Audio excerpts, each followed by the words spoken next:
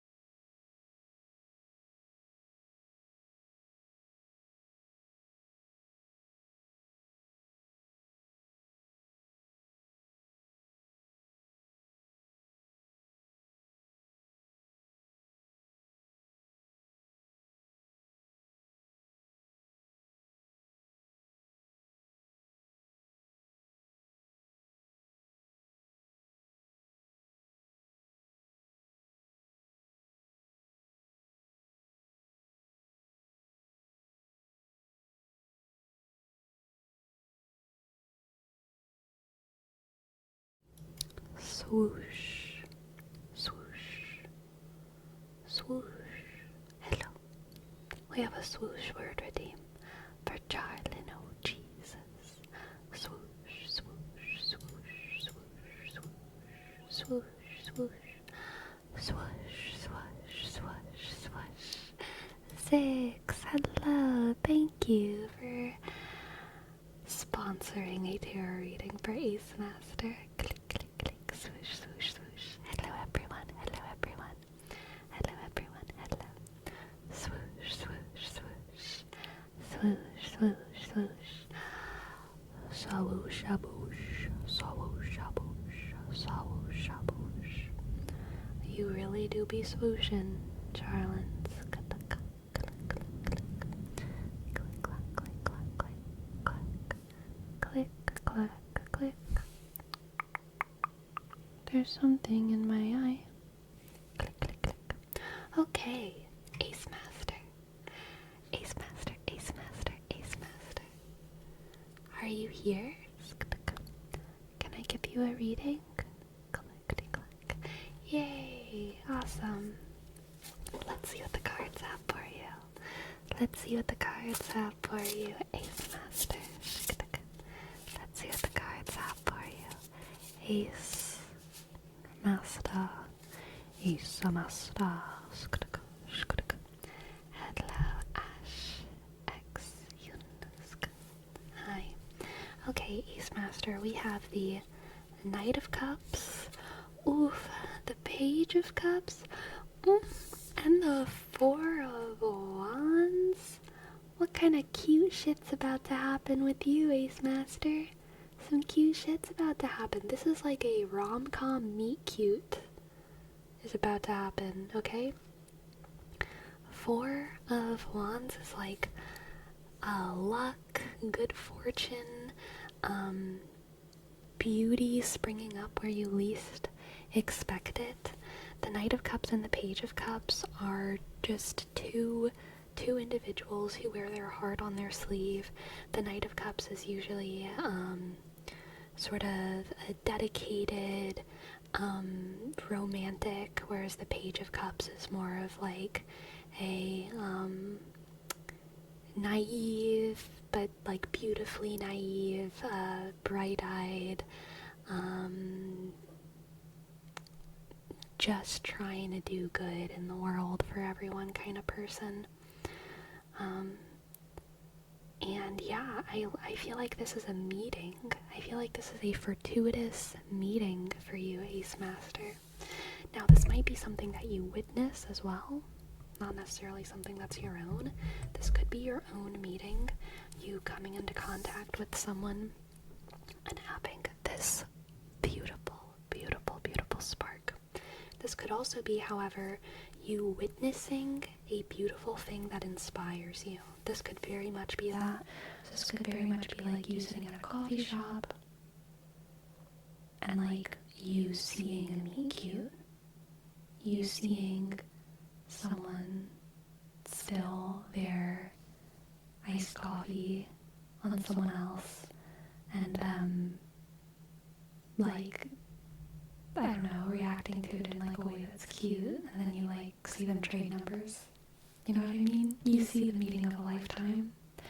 You see the meeting of a lifetime.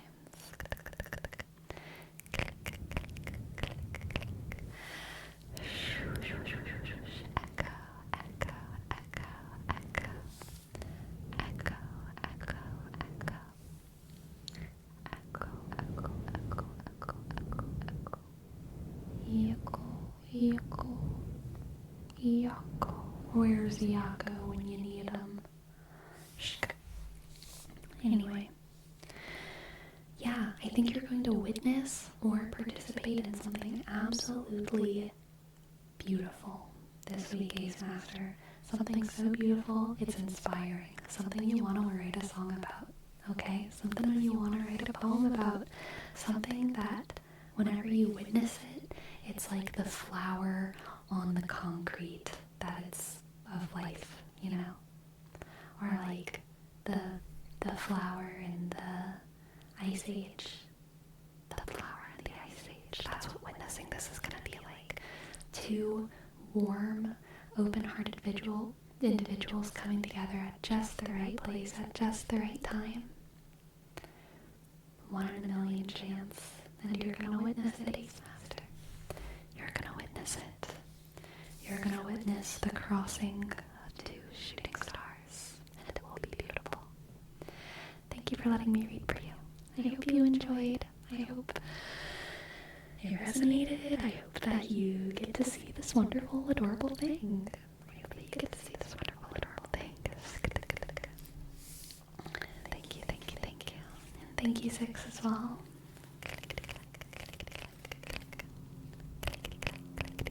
Click, click. Y'all. Sounds like a very interesting meeting indeed. Thanks for the reading, sleeping. Ah, yes. No problem. I had another realization today while I was listening to Jimmy Akin at the gym. So the other day we talked about how possession, demonic possession, is the same word as like possession. Possession, possession, and possession. I possess. I'm echoing still. How suspicious.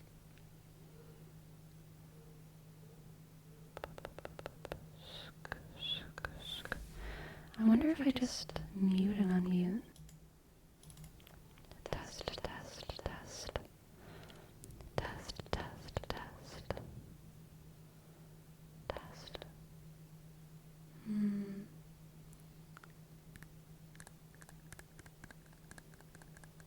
I don't know how to fix it though.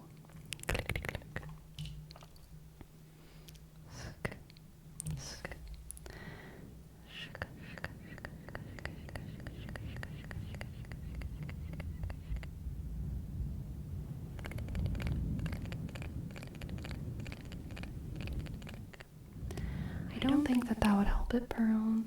I'm just gonna turn off the mics and turn them back on again and see if that helps. Okay. I have a feeling it will. If I can find my buttons. Are y'all ready? I'm gonna be right back.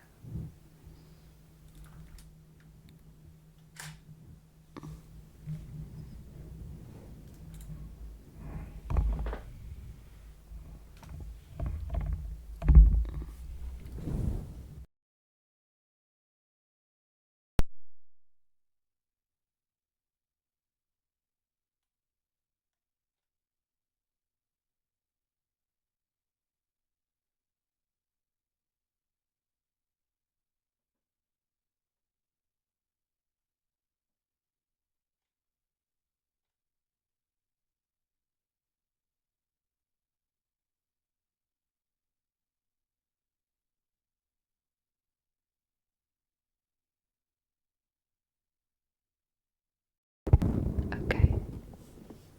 One mic is on.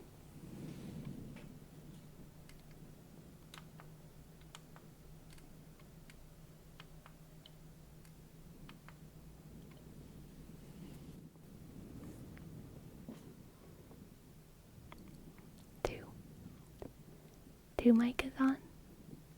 Dos mics. Those mics.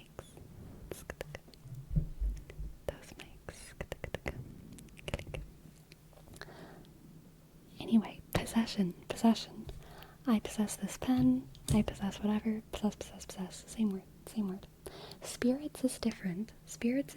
Because spirits is still acting metaphorically, right? Like, it's not just that they're the same word. There's plenty of words that are the same word, but it's like they're literally the same word that mean literally the same thing. I possess this pen. I possess this pen. Just as a demon will never possess me. Right?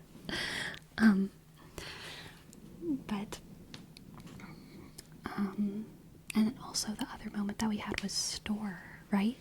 Store. Whenever we go to the store, we're going to the store. The store of stuff is the same. Like, it's a storage. It's literally the same word. I have a store of lentils. I have a store of rice. Whenever we go to the store, We're going to the local store of stuff. Also, thank you so much, Ace Master. Thank you so much, Ace Master. And also, Six. I will get on those readings in a hot second, okay? In a hot second. Thank you so much. So the store has the store. Today I had another word for that, or another moment of that, which is providence. Providence, okay? Providence, I've always heard defined as God's plan for the world. But what it literally is what God provides. What God provides is his plan. His plan is what he provides. My providence is ASMR, is tingles. God's providence is the plan that he has for the universe. It is what he provides. It is the thing that he has provided us all. I never made that word connection before. Oh, gosh. Brain exploding moment. Brain exploding moment. Shuka, shuka, shuka, shuka, shuka, shuka, shuka. But he doesn't provide his plan? But yeah, he does. He made the whole thing. He made the whole thing happen. He made the whole thing happen.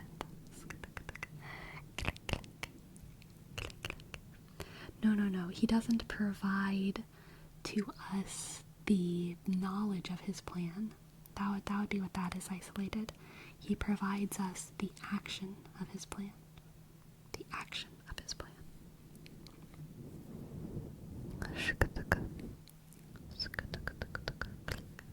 Like if I were to provide for you a play, I'm not giving you a script, I'm giving you a play.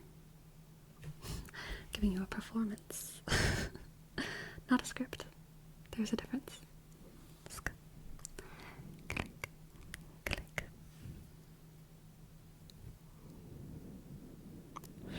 Okay. Let's do these tarot readings. First for six.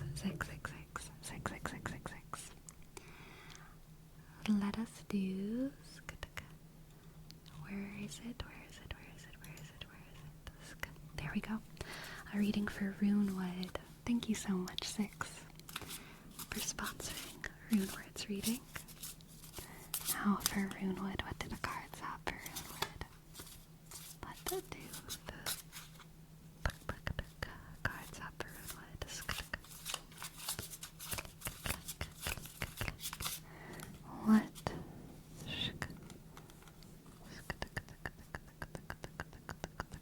What do the cards have for Runwood?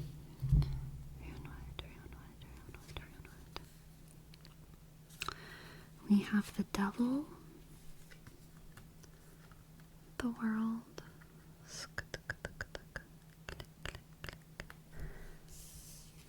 the Devil, the World, and Strength.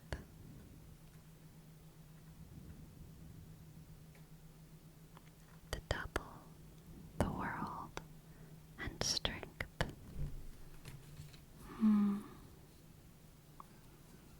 Runwood, I feel like your biggest roadblock in accessing your dreams is doubting yourself, okay? The Devil is all about the lies that we tell ourselves. The lies that we tell ourselves, the traps that we put ourselves in. The traps that we put ourselves in, okay? And I think you are strong enough to achieve all of your dreams. You are strong enough to achieve all of your dreams and go on any adventure you want, Runwood. But you are trapped within binds of your own making. You're trapped within binds of your own making. And so you gotta believe in yourself, okay? You gotta believe in yourself, Runwood. You gotta believe in yourself. Know that you got brains in your head and feet in your shoes, and you can steer yourself in any direction you choose. Okay? You've got brains in your head, you've got feet in your shoes, and you can steer yourself in any direction you choose.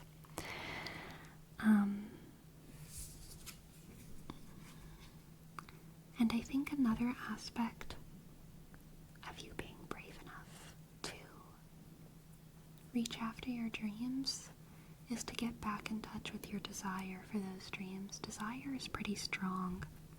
I think there's two things that are holding you back, right? One is the binds, the fear, the traps that you set for yourself. And then another one is that, like, you've looked in fear at your own dreams for so long that your dreams kind of seem scary now, more than exciting or enticing or desirable. Like, the world, this beautiful, vast, interesting, inspiring place, looks like a dark forest. And maybe you would be happier if you were just inside this whole time anyway. But Runwood, that is yet another lie. That is yet another lie. And so I think another piece of advice that I can have for you is to, like, find ways to get excited about the world again, you know? Try and show yourself the world in different ways. And when I say the world, I mean your dreams. Try and get in touch with desire again. Try and get in touch with the things that make you want more. Try and get in touch with yearning, okay? Because I think to yearn is to live, alright? To yearn is to live. And for too long, you have stifled your yearning. Runwood. Too long you stifled your yearning. Search for what I want? Yeah, totally. Find the joy, find the spark, all of that, yes. Thank you so much, Runwood, and thank you, Six. I hope that resonated, and I wish you luck, I wish you luck, I wish you luck. I wish you luck, I wish you luck, I wish you luck. I wish you luck. Let's see now, Ace Master, thank you so much for paying it forward to Six. So very kind, so very generous of you, Ace Master. Thank you, thank you. Let's see what the cards have for Six. Six, Six. What do the cards have for Six? Six, Six, Six, Six. Six, Six, Six, Six, Six, Six, Six, Six. Glad it resonated with you, Nervash, as well. Let's see, what do the cards have for Six? We have the Page of Swords. Oh my goodness, 1, 2, 3, 4, 5, 6. I just meant to pull 3 cards out and I pulled out 6. That's amazing. We have all 6 of your cards here already. We have the Page of Swords, the 4 of Wands, Page, oh my gosh, yes, 6 cards. Page of Swords, 4 of Wands, Page of Cups, the Queen of Swords. I'm not going to be able to hold all of these. I'm not going to be able to hold all these cards. And the World again, and Justice. So, let's go over those again. Page of Swords, 4 of Wands, Queen of Swords, Page of Cups, Justice, the World.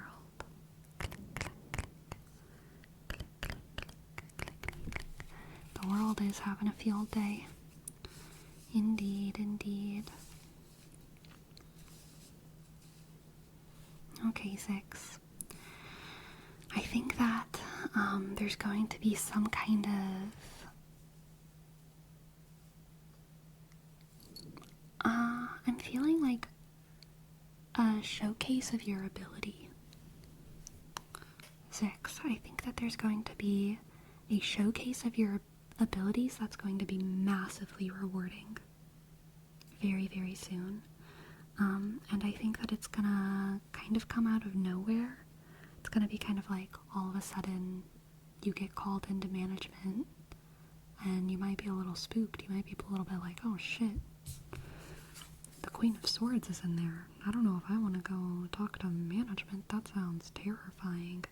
There's a voice on the intercom that's like, please send IGH6 to the office, post haste.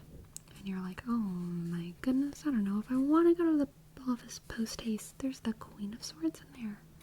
That could be terrifying. But you're gonna go in there, and the Queen of Swords, management, the boss, is going to give you an opportunity to prove yourself. They're going to give you an opportunity to prove yourself. And you, the Page of Swords, you do not shy away from an opportunity to prove yourself, 6.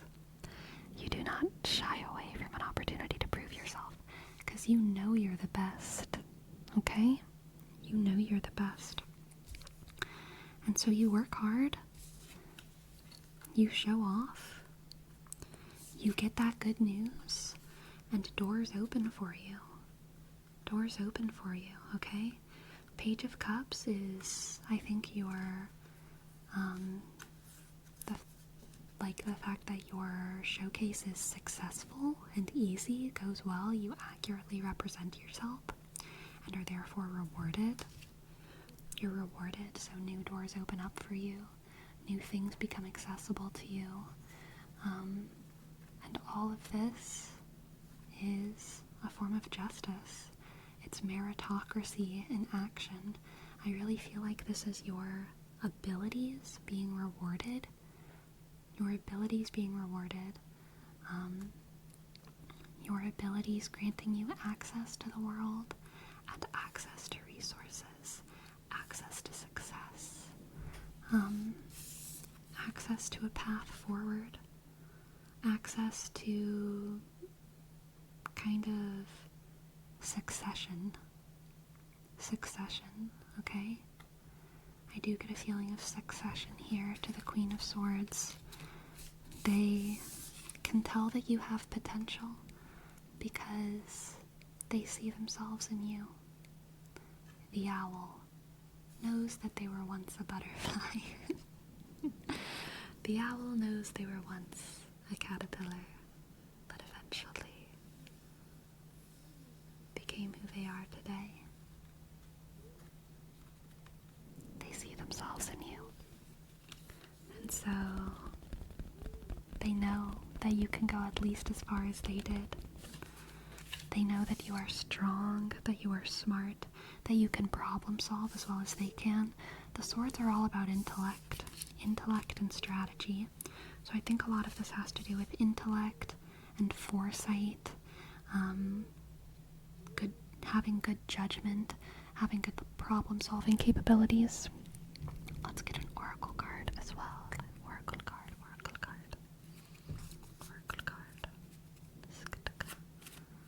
What do the cards have for 6? What does the oracle have for 6?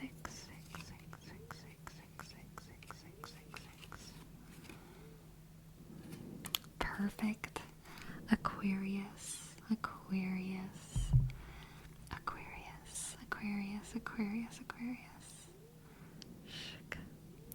Shka. My cat is wheeze snoring.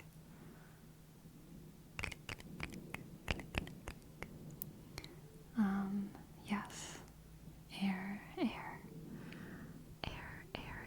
Another air sign, another air card.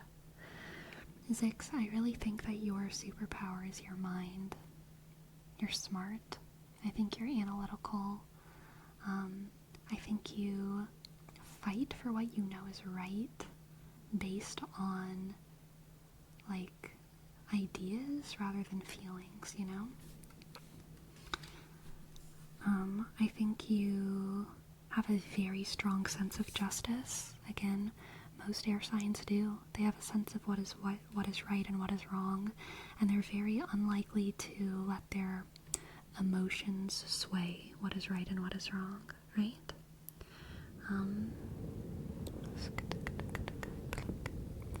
Yeah, exactly, Dolly Joel. Air signs are not necessarily the smartest, right? Like, any sign can be smart. We're all, whatever. Smart people are all over the place. But air signs, they're like, they're intellectually invested. They're intellectually invested, you know? Which oftentimes means that they lean on their thoughts, their ideas, their intellect more than their feelings or more than their passions. Even if an Aries is equally smart as an Aquarius, an Aries is more likely to follow their passions, follow their drive, rather than, like, do what on principle they think is correct. You know what I mean? So there's, like, pros and cons to being either kind of person. But either way, Zix, I think you do have a very, very, very strong mind. I think that you're analytical. I think that you have foresight and forethought, a strong sense of justice, strong principles. I think you know how to get a job done.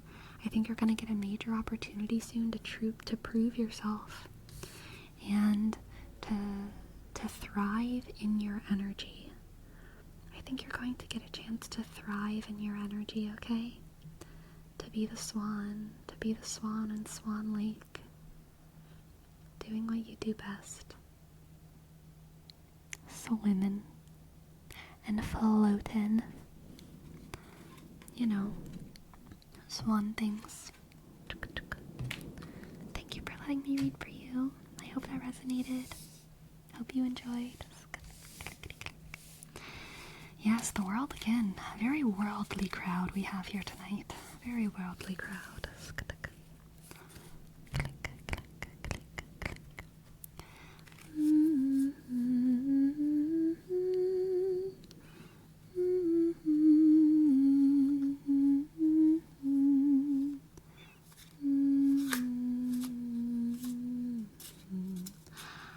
J, Toxic and Taken. I have not done your word wrap. I'm so sorry. It's been so long. Let's do your word wrap for sleepy. Sleepy, sleepy. Sleepy, sleepy. Sleepy. Sleepy. Sleepy, sleepy, sleepy. Sleepy, sleepy, sleepy, sleepy, sleepy, sleepy. Sleepy, sleepy, sleepy.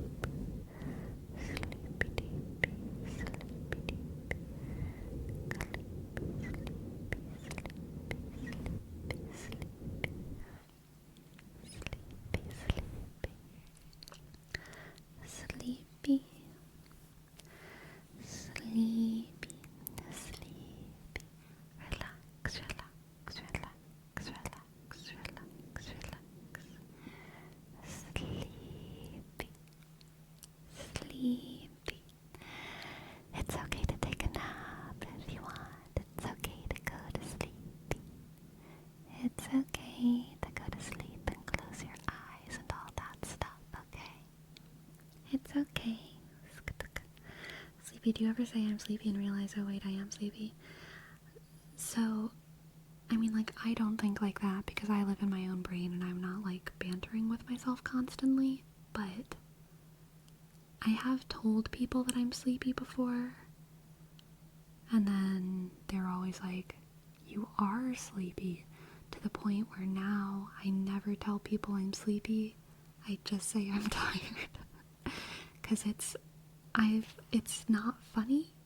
I mean, it's not that it's not funny. It's just that it's like, I've heard it too often, and I don't want to embarrass them by, like, not giving them like the reaction that they want, which is like, that's so funny. So I just tell people I'm tired. You know what I mean?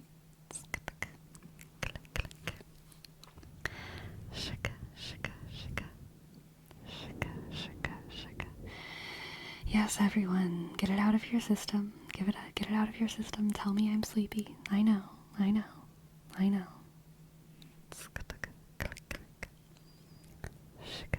Soda Planta, here's your name trace. S-O-D A B L-A N-D A Soda Planta. Soda. You're also always. I like that. Sounds like a veneration.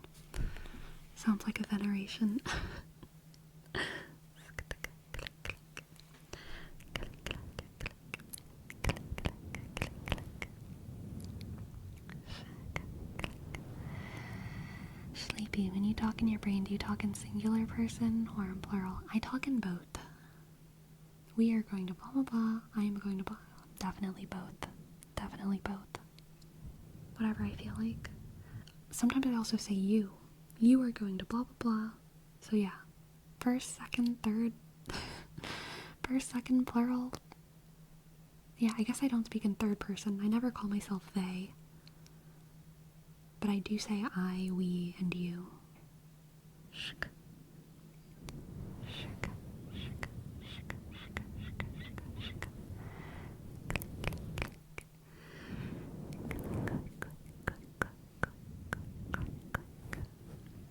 I always felt like I had two people, like an imaginary friend, but not, if that makes sense. Yes. Yeah, I usually use both, but mostly we. I felt like I was crazy for doing so. Nah.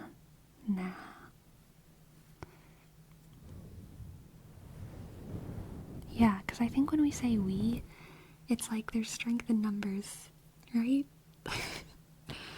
And if you really, really need to be powerful, then it's like, okay, we are going to do the dishes. It's much more powerful than I am going to do the dishes.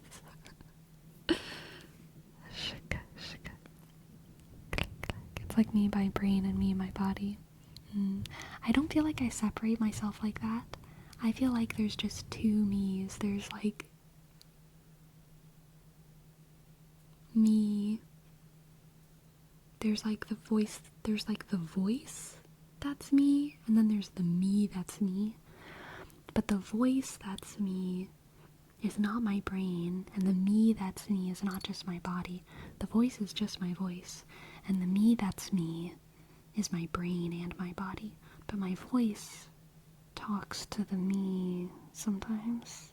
So my voice, whenever I say you, it's like I'm talking to the brain and the body.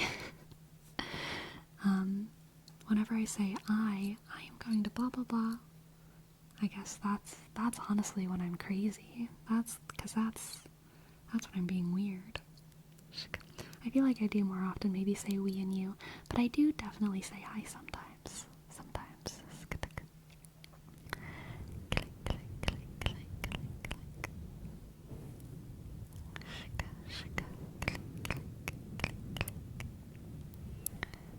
But who do you think is in control?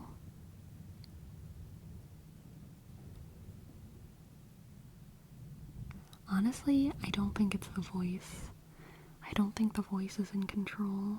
I think the voice is my will, but my mind is not my will, and my body is not my will. Yeah, I think when I'm talking about, I'm having revelations about myself. I think when I'm talking about my voice, I'm talking about my will.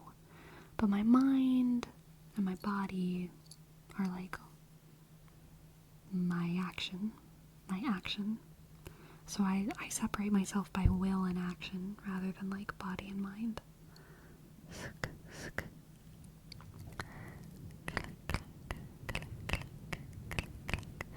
Very fair, Rapper Baby Burger Bumpers. You are all you. You are all you. Super valid. I think my voice pushes for what the body does, but the body doesn't always obey. Interesting. It's more of a nuanced thing, no? Sometimes your actions are right and sometimes your will is right. I mean, if we're talking about right and wrong now, then, like, that's a whole different conversation. I'm just talking about, like, how I divide myself, not, like, what's right and what's wrong. My will is certainly not always right.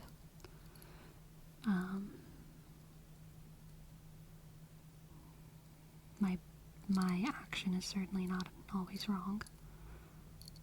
Shika, shika, shika, shika. Shika, shika, shika. Clickety clack. Clickety clack. Clickety clack. Click.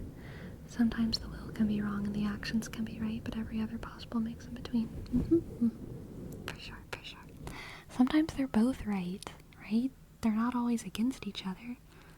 Sometimes the will and the body are aligned. You know? I mean, honestly, oftentimes they're aligned. Most of the time, I would say. But every now and then, they're not. Every now and then, they're not. Shaka, shaka, shaka, shaka. Shaka. And sometimes they can both be wrong. Also true. Also true. Also true.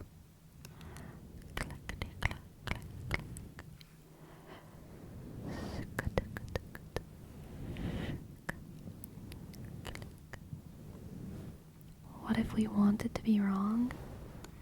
I think I need more specificity on that question. What exactly do you mean?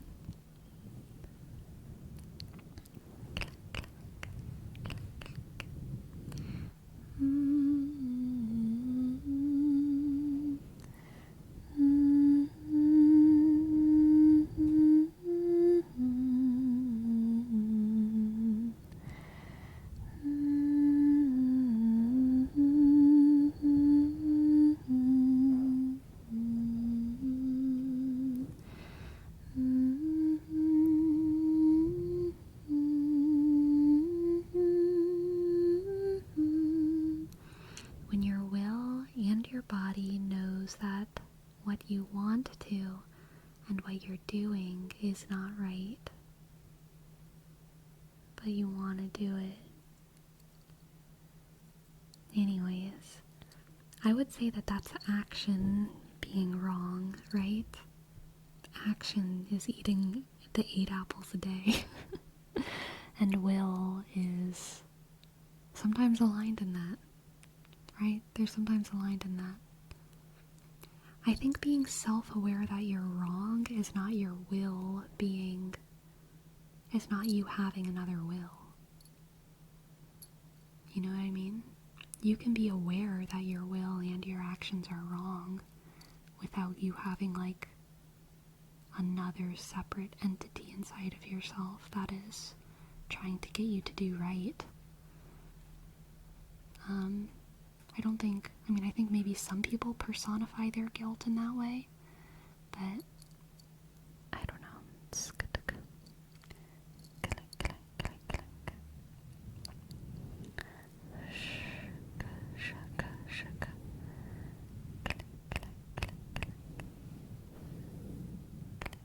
Isn't that being aware of your ego, separate from the consciousness, identity, and will?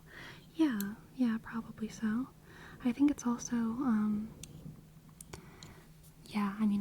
which is pretty related to ego, but it's like being aware of what society's expectations of you are, which some people's ego is society's expectations of them, so that fits just in line perfectly. But other people's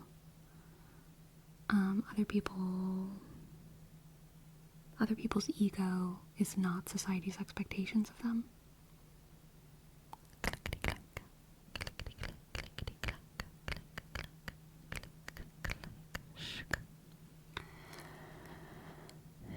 But what I'm saying, sometimes you don't care about what is right and you want to do something that may be considered wrong anyways. Yeah, sure. Yeah, that's true.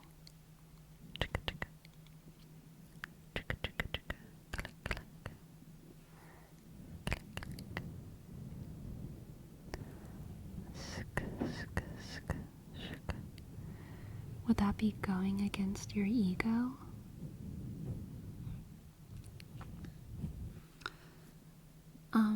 It depends on your ego. If you want to do something that is considered wrong, that could be playing into your ego if you're a bad boy, right? But if you want to do something that is considered wrong and is deeply out of alignment with your idea for yourself, if you are a ballerina and you want to, if you are a ballerina and you have been pressured for your whole life to be a certain size and act in a certain way, and you love being a ballerina, and then you, when you're 26, are overcome with just ravenous hunger after a success. You land a big part, and then you are overcome with hunger, and then you eat like 10 pizzas because you are hungry. But also your body doesn't want to eat 10 pizzas. Your body probably wants to eat one. Your will doesn't want to eat 10 pizzas. It's not in line with your ego. Whenever that happens, I think that's usually like mental illness. When you're like doing something that your ego doesn't want, your body doesn't want, and your will doesn't want, but you're doing it anyway, I think that's usually mental illness. That's like a broken moment. If something is out of spite, the will is involved. So that's also different. If you're like, fuck you, I'm gonna whatever, then like the will is involved. You know?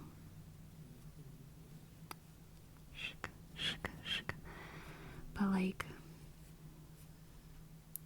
yeah, if you like, I mean, I would say that if you're doing something you know is wrong, that you don't want to do, that doesn't feed your sense of ego, that usually means that you are losing control.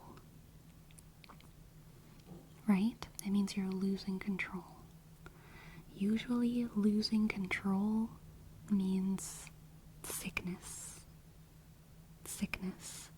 Sure about mental illness, or maybe just an isolated moment.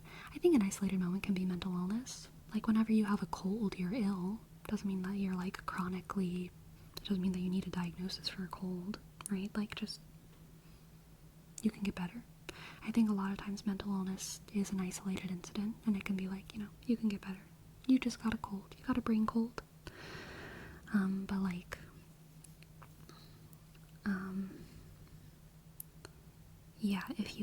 if you lose autonomy, I think that's definitely like a brain sick. That's usually a brain sick.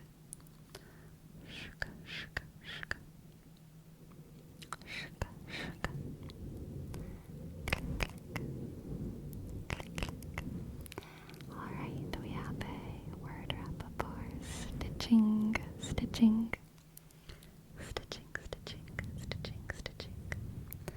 Thought you meant that long term. Nah, not necessarily.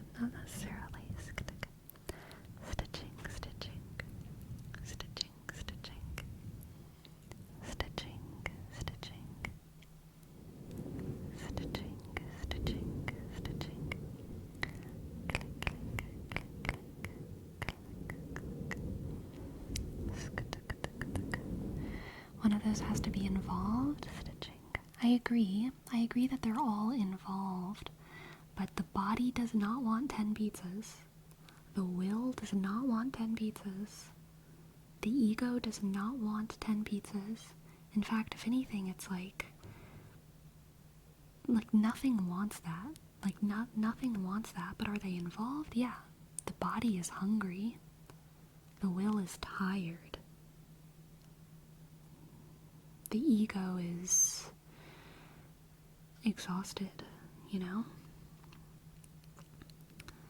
So it's like all of those things are weak, right? But, so yeah, they're involved, but I think that they're not like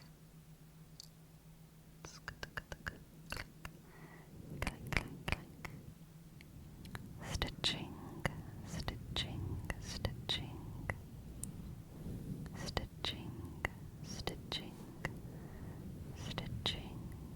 stitching, stitching, stitching, click, click, stitching, stitching. I think the body probably had a weak moment and allowed the I think the will had a weak moment and allowed the body to flake. I don't think that's true, because the body doesn't want that. The body of the ballerina doesn't want that. The body of like a massive bodybuilder might actually want 10 pizzas, right? But like the body of a ballerina who hasn't eaten that much food in 15 years, like, the body probably can't handle that. The body does not want that. But there's like a broken moment, you know? Stitching, stitching. In that case, don't you think the body would physically reject it? It might. It might. It probably will. It probably will. Stitching, stitching, stitching, stitching, stitching, stitching. Very true, Crimson. I think it comes from the body thinking it should desire a specific thing. And while there's no actual desire present, it's trying to meet some sort of need that isn't there. Absolutely. Absolutely. Definitely. Stitching, stitching, stitching, stitching. Stitching, stitching, stitching. Sorry, Stitching, for having your word rep in the middle of this somewhat heavy conversation. I promise we're not talking about you. I'm sure you're a beautiful ballerina, Stitching. I'm sure you've never dealt with such issues. Stitching. Stitching, stitching, stitching. Clickety clack. Clickety clack. Clickety clack. Sk. Sk, sk.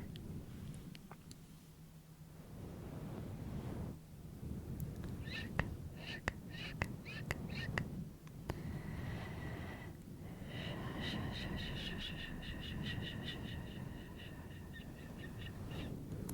What do you think would get someone to that point? I think a lot of different things can get someone to that point. A very large variety of things. Like, infinitely large. Everyone's different. Sk, sk, sk, sk, sk, sk, sk, sk. Shk, shk, shk, shk. Click, relax. Relax, relax, relax, relax, relax, relax. It's okay, everyone. It's okay. We're all humans. The stuff that we're most ashamed of is oftentimes the thing that's most human about us, okay? And we're all going around thinking no one understands. People understand, even if they never say it. You're not alone, okay? You're not alone. I promise, I promise. I promise. We're all here, going through shit.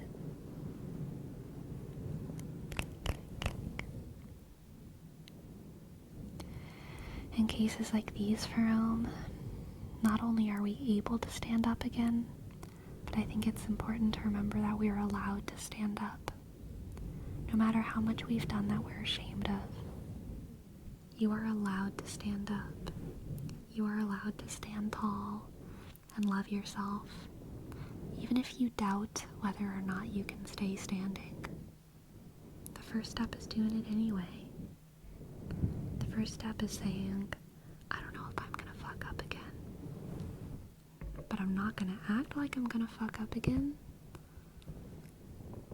because then I'm just gonna fuck up again.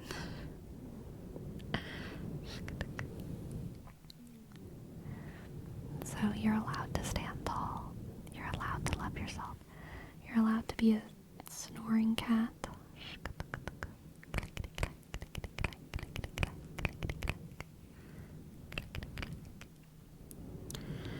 Yes, if Gracie can get on the windowsill without the second level, you can get through your struggles. Very true. Very true. Alright. Let's get a name trace to Nightbot. Nightbot. N-I-G-H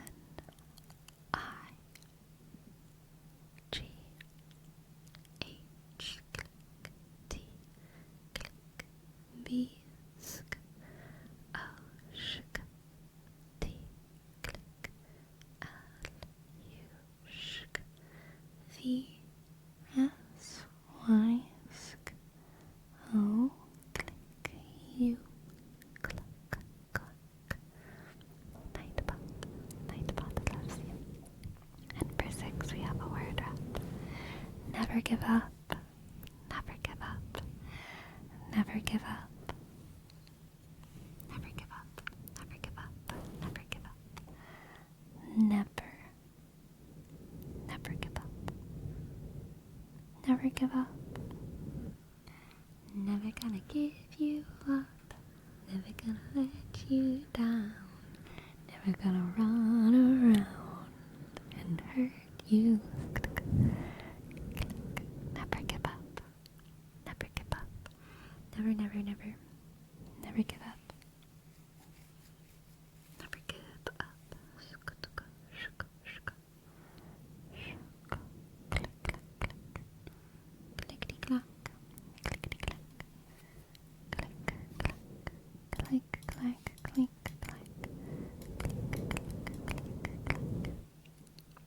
Click, shk.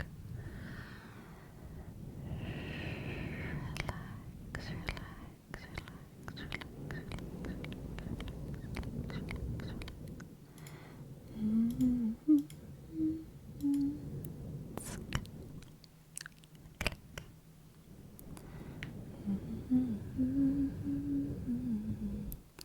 King Crimson, thank you.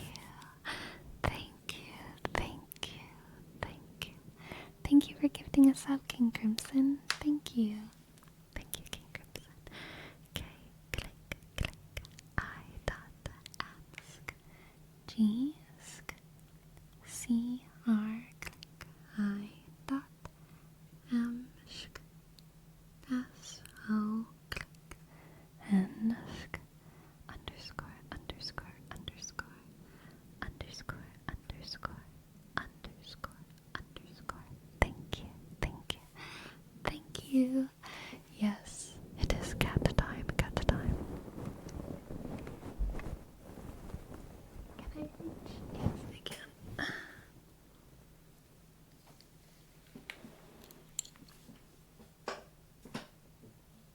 Hello. Hi. Clickety click.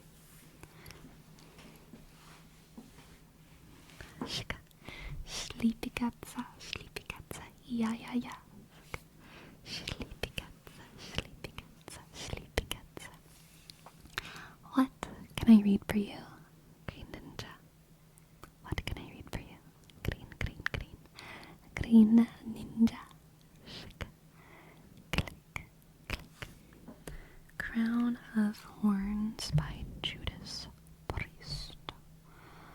Let's see, let's see. Let's see, let's see. Let's see, let's see, let's see, let's see. Shka, shka, shka, shka, shka, shka, shka, shka.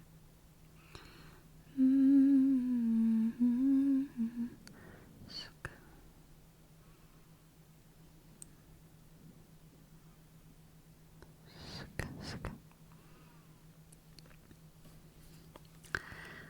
learn the hard way that what you dream for comes from the pain you hold inside. I'm on a long road, there is no answer, you have to hold the love you find. I'd wait so helpless, but love was waiting just like an angel in the dark. Heavy is the crown of thorns that rests upon this head.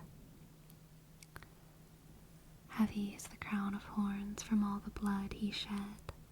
The days seemed endless, no sense of calling until the daylight came to be. I thought of rapture to end this capture, then something grew inside of me. I found my way now and I am soaring, almost touching every star. Heavy is the crown of thorns that rests upon his head.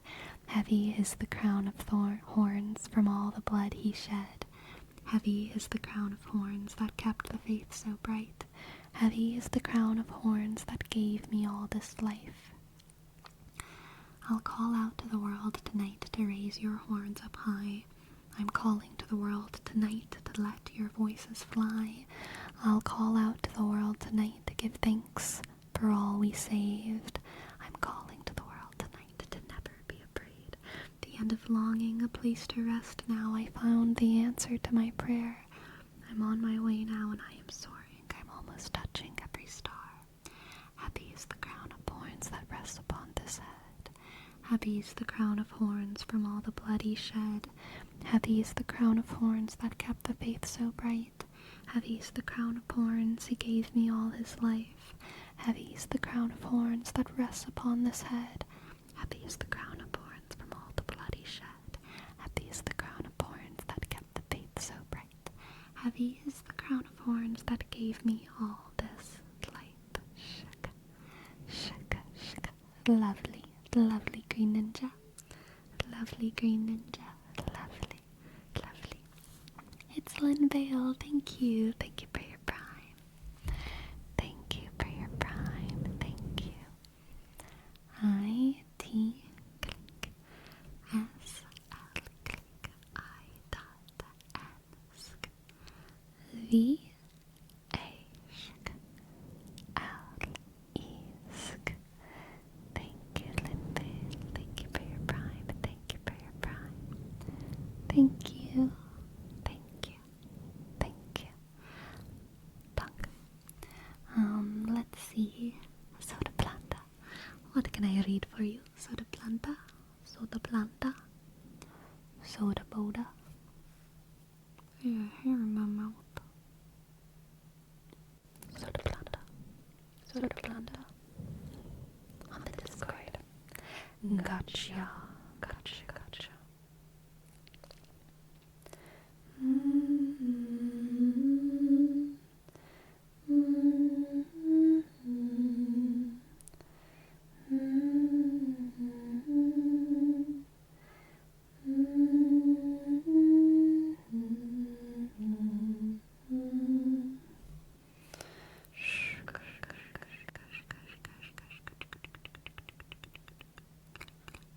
Let's see. I see it. A little poem, an original. An original. Echo, echo. No more echo. So sad. So sad. Okay. For soda. Wind rustling softly. It's the only thing I can hear anymore. An ocean of concrete. Will it be a nice, desolate song for fond notes and wondering? Will I ever hear your melodies again? Guessing in solitude, not quite, he said.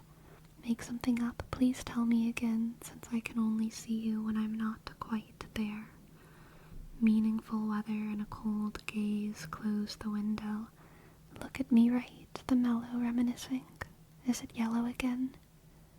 Might be dim lighting, and the dimly lit life. Oh, soda. Soda Blonda. That is so beautiful. I love that. The dimly lit life. Wind rustling softly. The only thing I can hear anymore.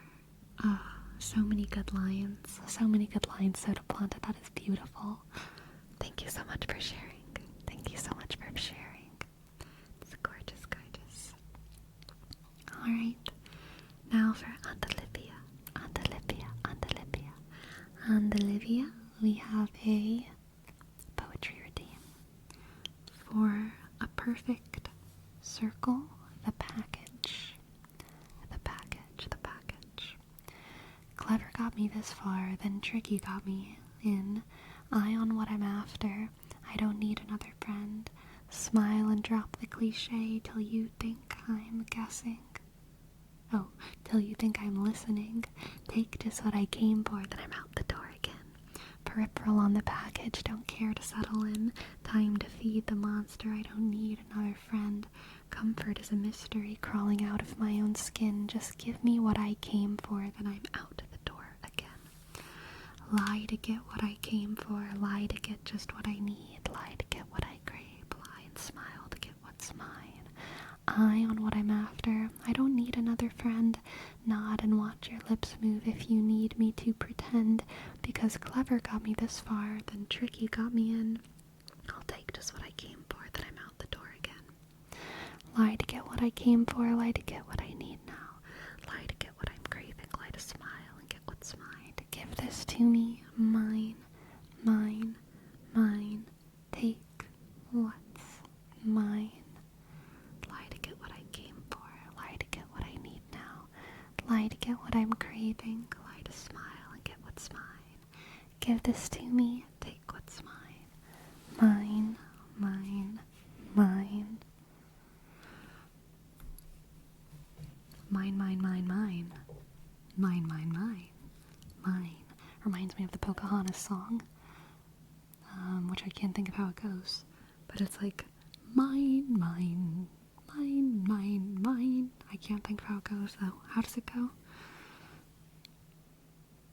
Oh, it's the Savages song. That one didn't age well. I don't even want to sing it.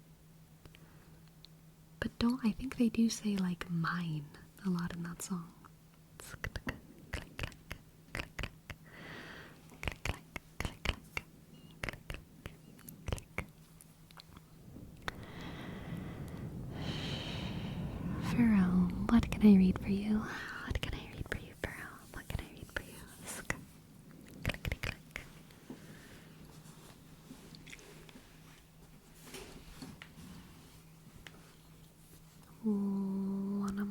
Wanna Pia.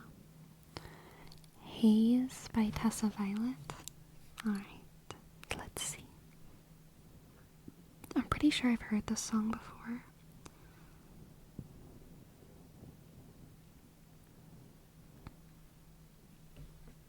Let's see. I used to be overwhelmed by every little thing, torn apart, unraveled at the seams. I think it rooted in the way I breathe. And I get drunk on a boy who asks me if I'm up, tells me he can't understand his luck to know me, to love me, to hold me, show up. I'll be your empathetic savior. Call me up, I'll meet you later. You can praise me for the way I always know just what to say. I'll carve into your ribs and leave you crying for a kiss just for kicks. 'Cause nothing satiates me, and I don't think that I hate me, but bad or good seems nothing could take away his tasteless haze. And nothing overtakes me, and I think I'm going crazy, but bad or good seems nothing could take away this tasteless haze of mine. I met a boy who never knew the taste of haze. To him the whole world is a stage, while I'm 50 shades of beige. Sometimes I think, is this the way I'm supposed to be? Was I just built differently, or is there something wrong with me? 'Cause there's a circuit in my chest unconnected from the rest of my mind, and it's the spot where my words are getting caught, and I try to walk it off, but my brain is filled with fog, disconnecting my mouth from my thoughts. And nothing satiates me, and I don't think that I hate me, but bad or good seems nothing could take away this tasteless haze of mine. Nothing overtakes me, and I think I'm going crazy, but bad or good seems nothing could take away this tasteless haze of mine. Nothing satiates me, and I don't think that I hate me, but bad or good seems nothing could take away this tasteless haze of mine. Lovely, lovely, lovely pearl. Lovely pearl, lovely pearl. Alright,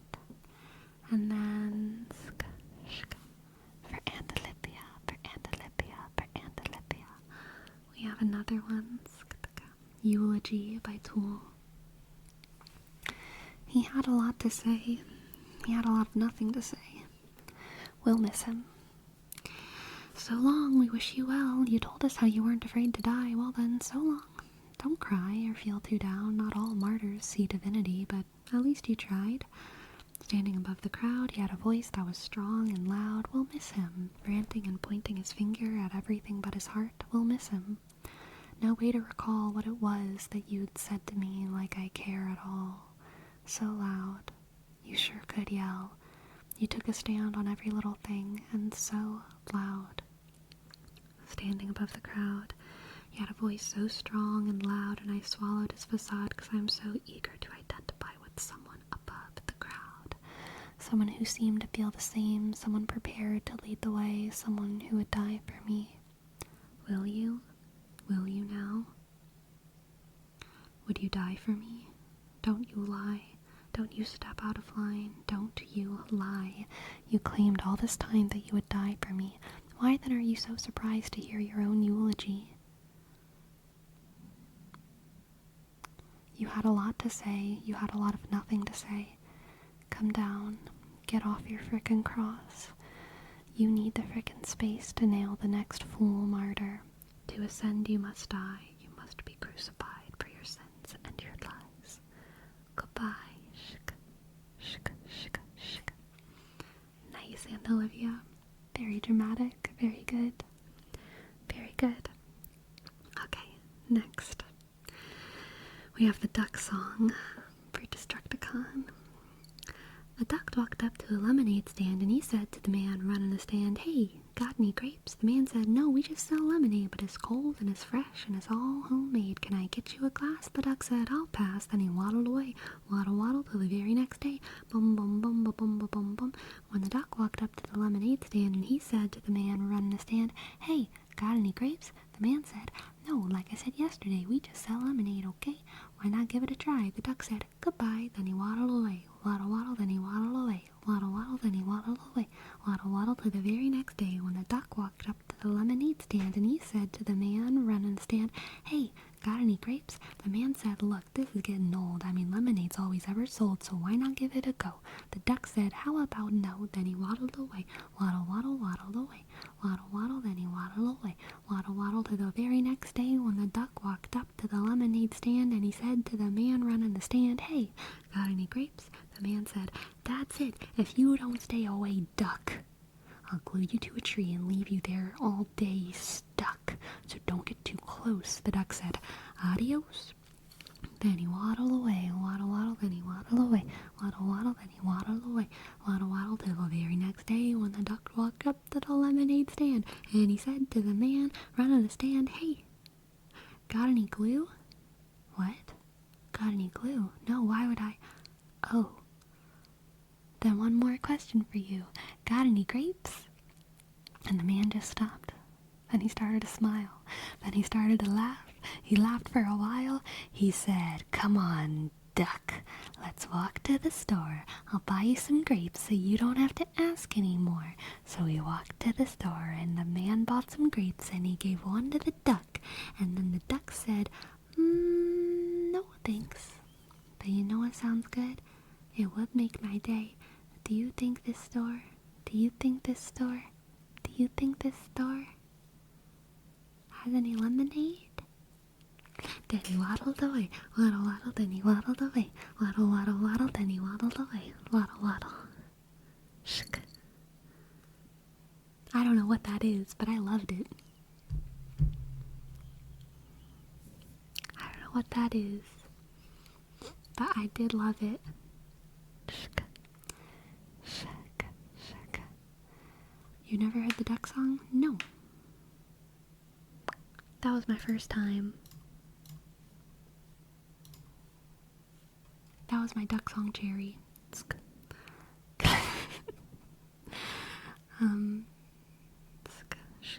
How do you know the tune if you never heard it before? Did I know the tune? I was just guessing. I was just guessing. Click, click. Click, click. Click, click. Click, click. Click, click. I was tuning? Nice. One love, chat, so true, Dolly Joel. One love, and one bread, and one body, and one Lord of all. One bread, one body. Who knows? Who knows the jam? One Lord of all. One cup of blessing which we bless, and we, though many, throughout the earth, we are one body in this one Lord. Gentile or Jew, servant or free, woman or man, no more. One bread, one body, one Lord of all. One cup of blessing which we bless, and we, though many, throughout the earth, we are one body in this one Lord. Lordy Lord. We sure are one body in this Lordy Lord.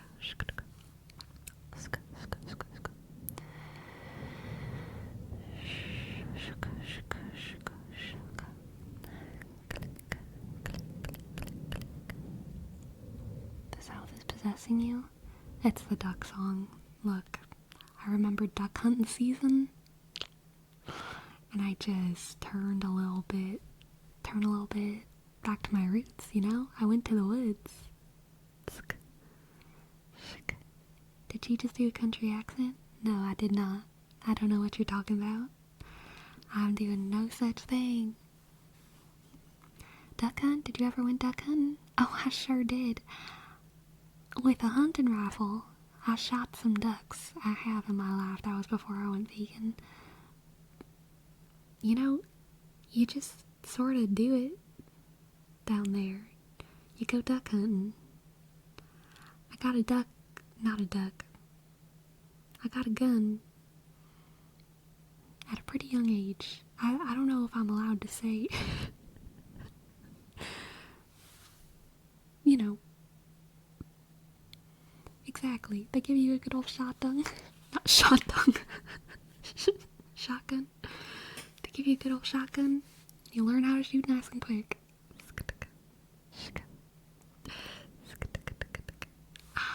Neat tricks. Thank you. Thank you. Thank you. Thank you for your tip. Thank you so much. Thank you. Thank you so much. Thank you. Thank you. Thank you. Thank you. Click, click, click. Sleepy shotgun. Sleepy, don't reveal the age, but have you shot a gun? Yeah, absolutely. A shotgun? Yeah. 100%. 100%. More than once. Many times. I've shot cans when I was first learning how to aim. You know, you shoot some cans off a post or something to the woods. You face to the woods. You put some cans on a post and you shoot them. Or if there's a fence, you might put some stuff up on that fence and try to aim at it. How was my aim? I mean, I hit the cans. Not always in a perfect spot or nothing, but like, still target, you know? Not too hard.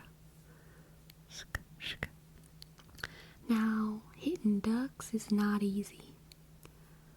Hitting ducks is not an easy thing because they're pretty skittish. But once they're settled down there on the water, down there on the bayou, if they're settled, if they're sitting, then, you got a pretty good chance.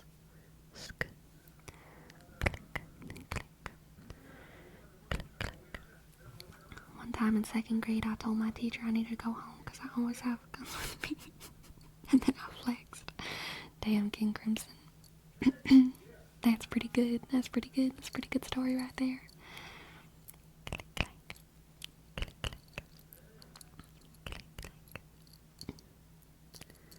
Hey, Sleepy. I'm not redeeming this, but do you think you could actually physically read the thing I just posted in Discord? That is too good of a question. Could I physically read it? You know what? I think I could. But it would be really, really hard. It wouldn't be good pronunciation. Natürlich gab es in der Waldstammkunden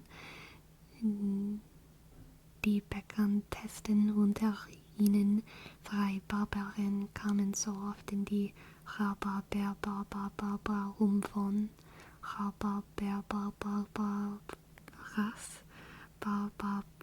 Barberhütchen zu essen, dass man sie kurz die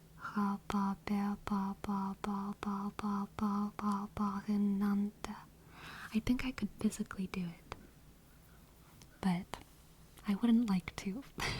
I wouldn't like to.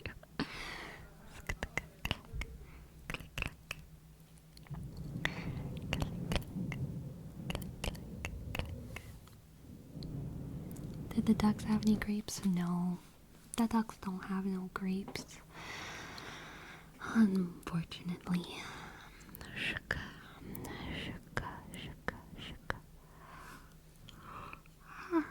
Yawn.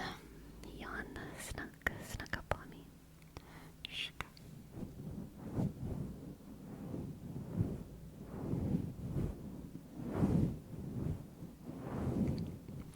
Did you eat them after? Yes. Gumbo, duck gumbo. Duck gumbo. That's what my family tended to do with the ducks.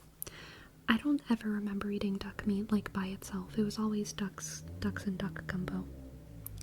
Duck gumbo. Clickety clack. Clickety clack. Clickety clack. Duck gumbo was definitely like the most normal kind of gumbo that my family had. We I don't know if my family, like my intermediate family, ever made crawfish or shrimp gumbo. My extended family made shrimp gumbo before, for sure. Maybe crawfish, but that I'm not really too sure about. But yeah, my family made duck gumbo all the time. Yeah, all the time. Duck gumbo was the thing. Shika. Click, click. What about alligator? I've eaten alligator gumbo before. It was not cooked by my family though. Click. Turtle gumbo was from a restaurant. Alligator gumbo was just somewhere else. Shika.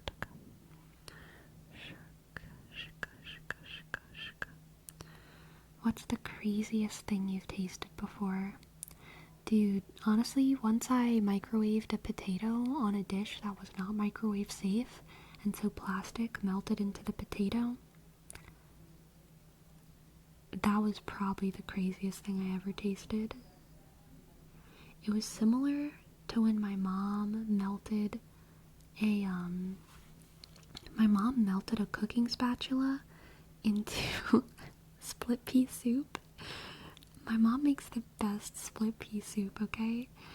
and she didn't realize that she melted the cooking spatula into the stew. I don't know how she didn't realize it, but she did, and we both ate the soup, and like we were so used to my mom making good soup that both of us were like, this is different, but like we knew intellectually that it should have been good, so we both thought that like we were like wrong about it, even though it tasted bad.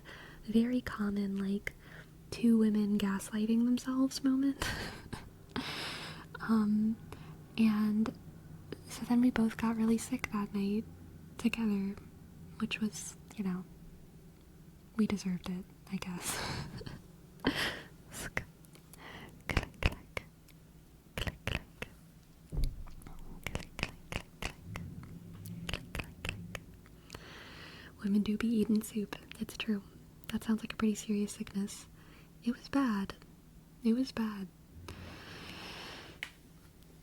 It was not fun.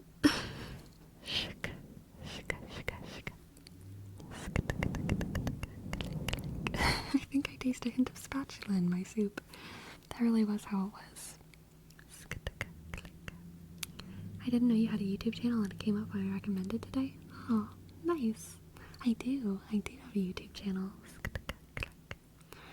Mom, what'd you do to the soup? Hopefully you threw the soup after before feeding it to the rest of the family. What rest of the family? No, it was just my mom and I that night. Not in like a scary way, just in like a no one else was around. But we did throw out the soup.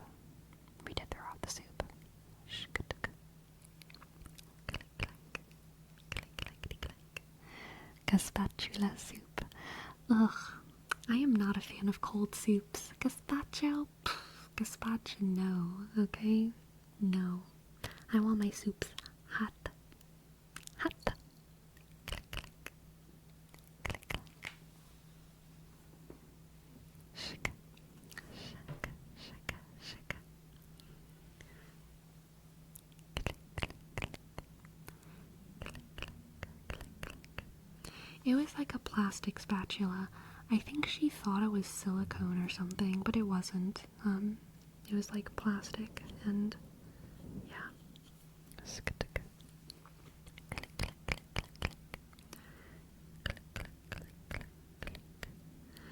I had some cold broccoli soup not so long ago, recommend. But hot broccoli soup. Broccoli cheddar soup, but like vegan. Oh my god. So good. So good. Broccoli soup. Yum. Yum. Broccoli soup is good. Like, just cook up your broccoli real good. Cook up that broccoli real good, okay? Saute some onions in butter in a pan. Recipe time, okay? Recipe time. Saute some onions in butter. Actually, ignore the cooking the broccoli part. Let me start from the beginning. Saute some onions in butter in a pan. Get them nice and aromatic. Put some garlic in there. Preferably roasted garlic, but like, if it's just normal garlic, that's fine. So you have garlic and onions and butter in a pan. And then you take like 2 heads of broccoli, or 1 head, or however much you're making. You chop it up. You put it in the pot. You pour veggie stock in there. You take, this is the secret, this is our Great Depression secret, struggle times secret. Take some cooked rice, maybe like a cup's worth of cooked rice. Put it in there. Rice and broccoli, onions, garlic, butter. And then you put your spices, okay? You put your spices. You put some salt, some pepper, some cayenne. That's core. Salt, pepper, cayenne. If you want to put more other things, you can put more other things. You wait until the broccoli's soft, and then you get an immersion blender, and you pulverize it. And then you taste it. And then you taste it, and it'll be delicious. And you might need to add more salt to taste, or pepper to taste.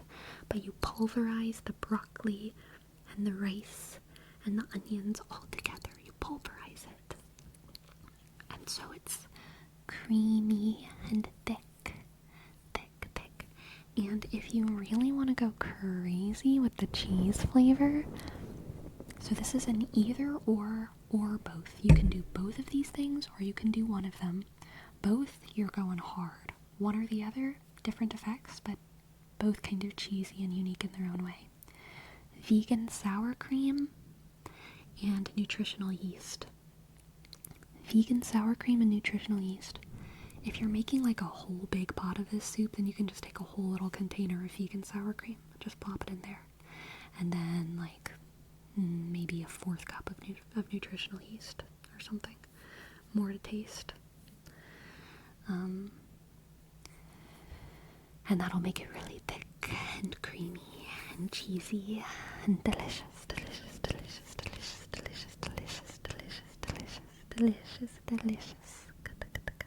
And then you get your French bread and you cut it in half. So you got crust and belly, soft bread belly, and you put some vegan butter and some garlic and some salt and some pepper, and then you put it in the oven. Oh wait, no, salt and pepper and the oregano, and maybe some basil, maybe some rosemary, maybe some thyme, whatever you're feeling, and then you put that in the oven. And then you got garlic bread to dip in your broccoli soup.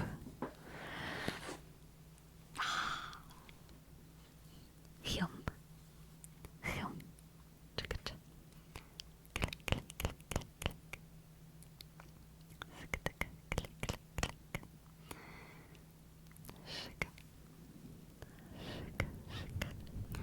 I can do the same thing with 3 onions, 12 carrots, and a whole stick of celery, and some bouillon powder. Bouillon? They do have bouillon that's vegan. So yes, you can do that. You can do that. Absolutely. It is good. It is good. It is good, Jose. It is good, Soda Planta. It is good for I wish I could share it. But alas, you must make it in your own kitchens. It only takes one pot.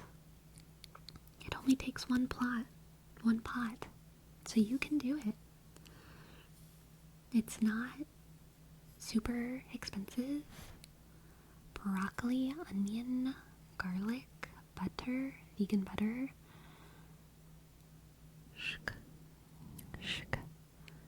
The most expensive thing is the nutritional yeast and the vegan cream cheese, but those are both optional.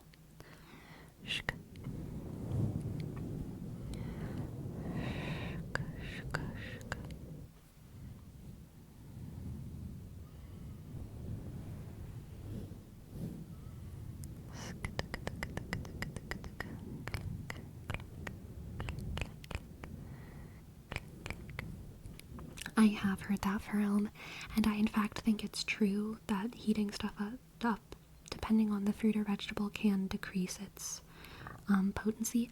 Funny enough though, tomatoes are the opposite. Tomatoes, you get more vitamins, or you absorb them better or something if it is cooked, and tomato soup is like the most famous cold soup, gazpacho, which is funny. But also, I would rather just eat raw vegetables than cold soup. Okay? I'd rather eat raw vegetables than cold soup.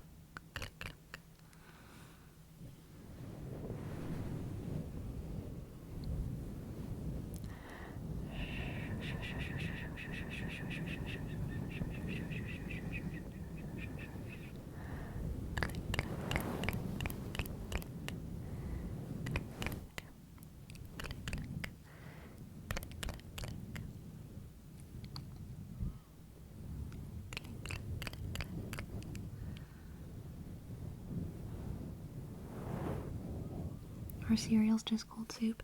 If cereal is cold soup, then I do like one cold soup, and that's cereal. But if cereal's not cold soup, then I don't like cold soup. And I don't care if cereal is cold soup or not, because you know what? Cereal is cereal.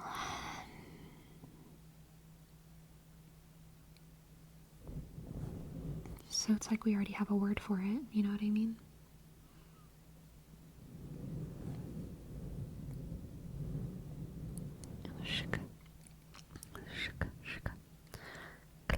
Is oatmeal considered soup? I believe oatmeal is considered porridge, porridge, and I do not think porridge is soup. I do not think porridge is soup because it's too thick. Okay?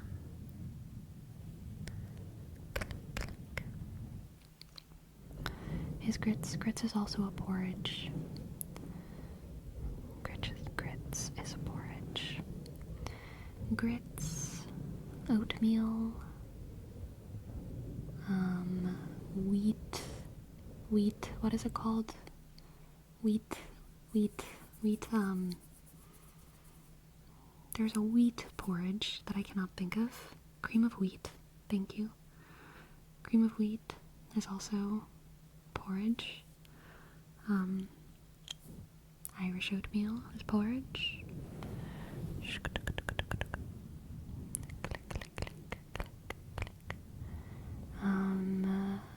I think rice, whenever you make rice into like this, what is it called? Whenever you turn rice into a dessert and it's like thick and milky, that's like rice porridge. You can make rice into a porridge. But anytime you get a grain to like be completely saturated, we have so many names. So many names for these things.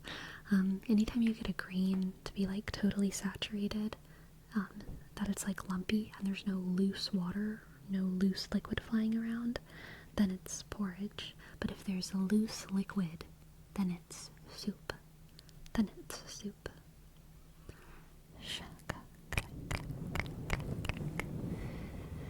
Mac and cheese is definitely not a soup because there's no loose liquid.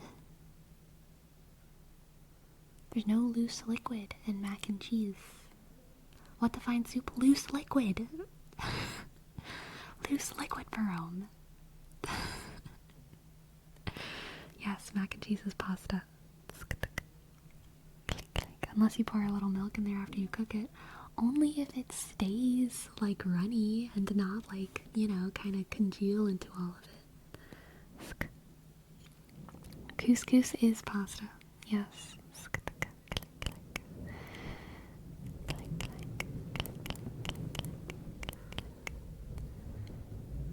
Loose liquid as opposed to tight or conservative liquid? Yes. Like if it's like jelly or sticky, then it's not loose liquid. But if it's like stretchy or jelly or sticky, then it's not, yeah, it's not loose liquid. Would SpaghettiOs be soup? I honestly don't remember. I haven't had SpaghettiOs in too long.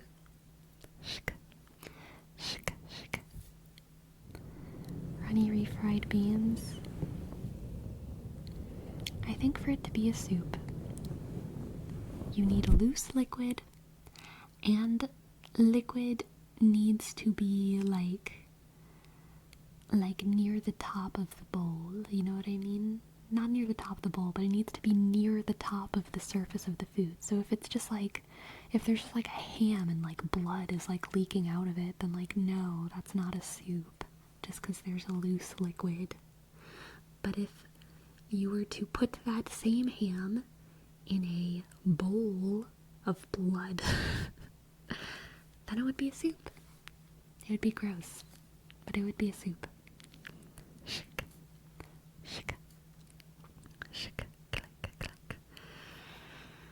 If something is just liquid and it has no hard things in it, then it is just a drink and it is not soup at all, okay?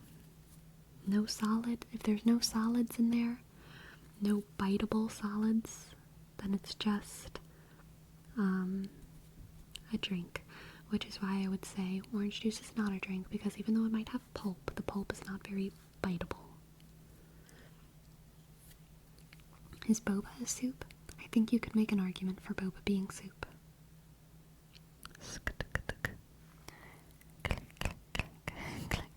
Destruct-a-con, don't bring up the ugly ketchup liquid in this chat, okay? Banned topic. We're not talking about the ugly ketchup liquid.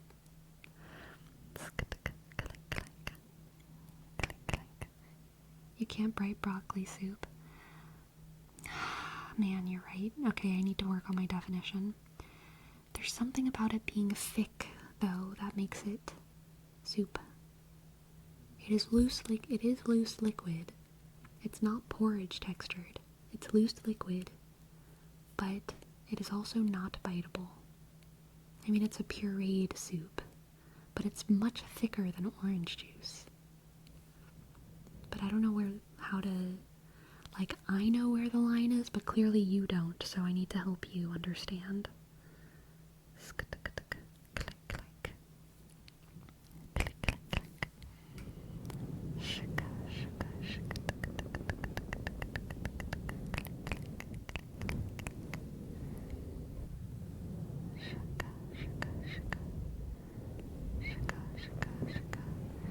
Smoothie is a thick liquid. Is that a soup?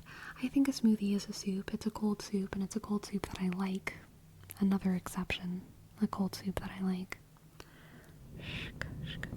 Or maybe, for it to be soup, there needs to be an element of cooking.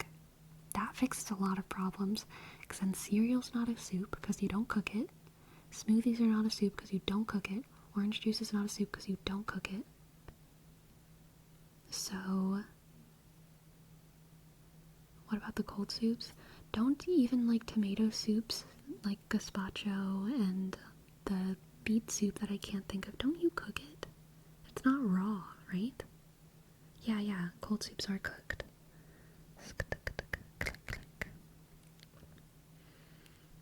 What if I warm up a smoothie, then cool it back down? Then you're deranged, traffic man. Your banana smoothie will turn brown. Disgusting. Disgusting.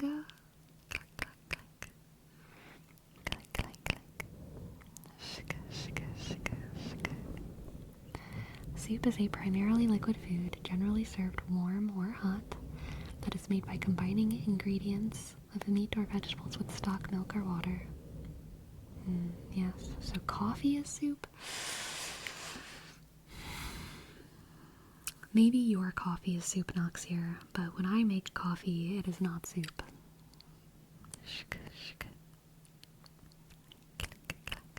Gary J, never apologize for being obsessed with rice. Just understand that not all of us are as obsessed as you.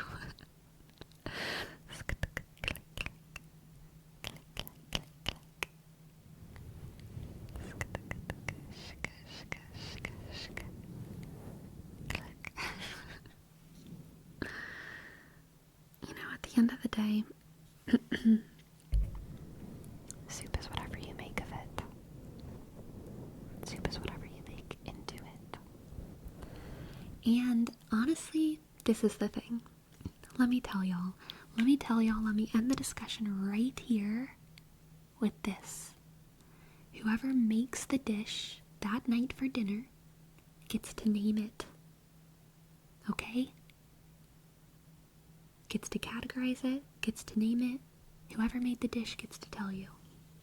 That's the way it is. That's the end of the discussion. If your mom makes you a smoothie and says, here's your cold soup, then that's your mom's special recipe for cold fruit soup. Okay? If your friend at school has the exact same substance in a thing, and they call it a smoothie, then that's that mom's special recipe for smoothie, okay? Okay? Whoever made the dish gets to name it and categorize it, and they are always right. They are always right. If mom says the pasta is a soup, the pasta is a soup. So true. So So Sleepy, if I give you cantaloupe juice, am I allowed to call it cantaloupe soup? Yes. Yes. So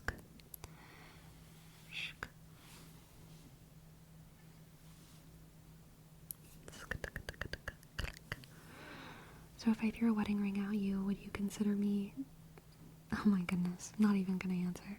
Not even gonna answer. Too low effort of a proposal, okay? Try harder next time. Throwing hypotheticals at me in chats, just not gonna do it.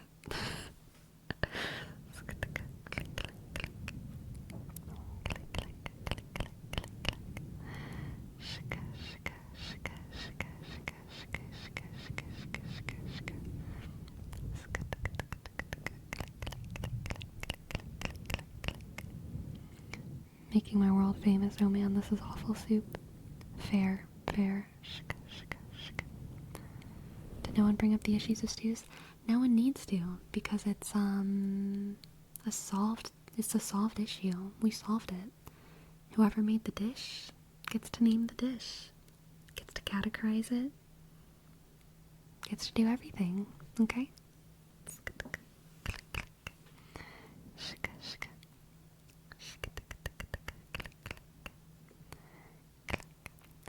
Sleepy, are there veggie stews? There are people who make veggie stews, yeah. Yeah. There are people who make stews and then they say, hey, that's a veggie stew, and then it's a veggie stew. Thank you, Samson. Thank you. Thank you for my candy veggie. But is it all veggies? Or with me? Yeah, of course all veggies. Definitely you can make an all veggie stew.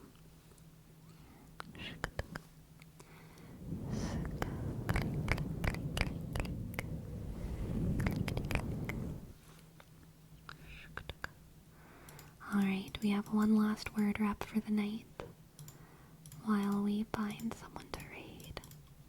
For Chikamandu, Sauron did nothing wrong. Sauron did nothing wrong. Clickety click. Sauron did nothing wrong. Sauron did nothing wrong. Sauron did nothing wrong. Sauron did nothing wrong. Sauron did nothing wrong. Clickety click. Clickety click. Clickety click. Sauron did nothing wrong. Okay, everyone. Pronounce it Sauron? I do. Sauron. Sauron. I don't like saying Sauron. Sauron. Sauron. Shikamadu says Sauron. I say Sauron. Sauron. Sauron. Sauron? I guess some people say Sauron. Sauron, right? Sauron. I just say Sauron.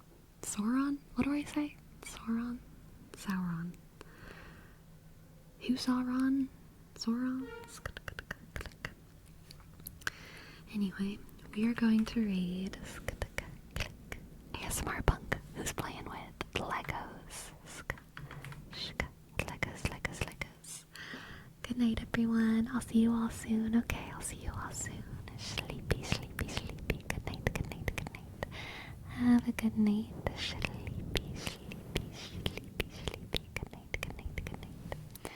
Good night, everyone. Sleepy.